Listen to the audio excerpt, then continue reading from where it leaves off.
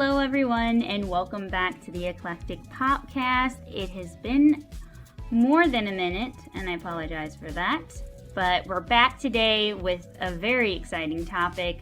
We're going to be discussing Yellowstone, Beth Dutton, and all of her drama. So thank you for tuning in. Let's get to it. All right, so today we're going to be discussing Yellowstone Season 5. Why is Beth Dutton so mean? Well, I'm about to fully explain everything about John Dutton's one and only daughter. So, the question has perplexed Yellowstone viewers since the hit show began. In Season 5, the series finally started discussing the topic openly. Beth's sister-in-law, Monica, even began to question why Beth had to be so mean all the time. The answer is a complicated one, trapped in years of trauma and complex family relationships. And it is time to get into all of it. So in Yellowstone Season 5, Beth tells Monica she has always been mean. Perhaps that is what Beth has had to say to herself because there's evidence that contradicts it. But when viewers glimpse Beth in flashbacks during Season 5, it is obvious that Beth was not born with her claws out. What changed? I guess you could say, like mother, not like daughter. When Yellowstone explains how the Duttons were shaped by their matriarch, Evelyn Dutton, it takes viewers back to the past. There they meet a young Beth Dutton who is uncertain of herself, sensitive, and a bit lost. While Evelyn comforts Beth after she becomes a woman, she also gives a harsh speech about what it means to be a woman in the world. Evelyn's monologue arguably sets in Beth's mind that it is her against the world. Beth has accordingly exhibited her mother's knack for unvarnished truths. We put that in finger quotes. Before their conversation, though, Beth's behavior is timid and a far cry from the tough-as-nails, grown-up mean girl she is today. The biggest change to Beth's personality is revealed earlier in Yellowstone when it shows how Evelyn Dutton died. The death of Evelyn Dutton is something that has kind of come in and out of focus through the seasons, but when Evelyn died, and how did she die? Well, I'm going to explain all of that. Evelyn Dutton died after getting crushed by her horse after they both fell over. Instead of comforting or reassuring Beth, Evelyn immediately blames Beth for spooking her horse due to Beth's handling, or lack thereof, of her horse. She has Beth go for help to, quote, undo what she did, end quote. From this moment forward, the die is cast for the mean Beth Dutton that Yellowstone fans have all come to know, some to love, and others to loathe. Beth's final moments with her mother were not filled with forgiveness or comfort. Her mother clearly blames Beth for her impending death and makes no bones about it. How could that not turn a switch off in Beth? As Yellowstone has moved forward, it has distanced itself from this part of Beth's backstory, conversely opting to make it all about the other reason Beth is so mean. That would be Beth's big secret. After her mother's death, Beth is desperate for the warmth of a human soul. For all of Beth's worship of her father, John Dutton, he's not, nor has he ever been known for Danny Tanner level heart-to-hearts. You know what I'm talking about, Full House fans. Q, the only living soul, as lost, hurt, and lonely as Beth, her soulmate, Rip Wheeler. A nascent romance between Beth and Rip eventually begets a pregnancy that a distraught Beth looks to end with the help of her older brother, Jamie. This timeline puts Jamie around 20 to 21 when Beth came to him for his discretion and aid with procuring an abortion. So, Jamie. Oh boy. Beth's big brother drives her to the nearby Native American reservation for Beth to get an abortion. Jamie's goal in this scenario is twofold: He has to keep John from finding out that Beth is pregnant and keep John from killing Rip accordingly if that truth were to surface. Jamie does not realize until he is signing Beth up for the procedure that for her to get an abortion there, she must also get sterilized.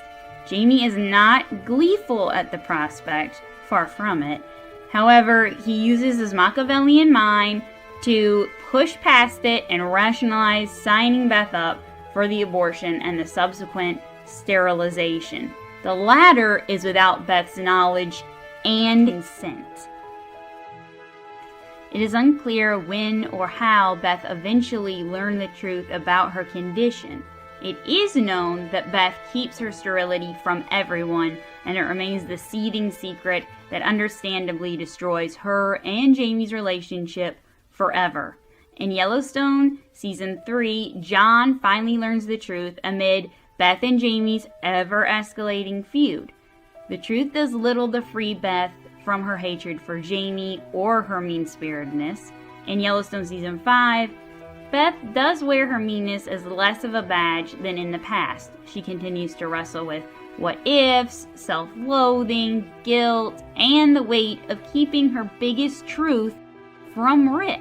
There is one other issue that Yellowstone refuses to touch, and that is how Beth being sterilized physiologically changed her. Despite having a chance to clarify that Beth's sterility is due to tubal ligation, the show seems to have doubled down on the implausible take that Beth had a full hysterectomy. This has huge implications. First off, it is impossible to fathom Beth being able to keep that she underwent a hysterectomy a secret from her father. There is no way to recover from that massive of a procedure privately. And I say this as someone who has gone through a procedure and that was not a hysterectomy, but I can tell you, it's just impossible. You could not keep that to yourself. You have to have people's help to help you recover. So now that we have addressed that, there is another plot point Yellowstone has ignored. How did a teenage Beth manage the hormonal changes of a hysterectomy? There is no reason to believe that Beth underwent hormone replacement therapy. Why that matters?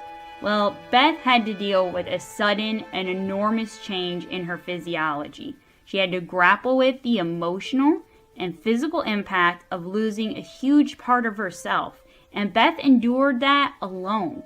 Yellowstone has not even allowed Beth to express how she felt beyond her righteous anger over being infertile.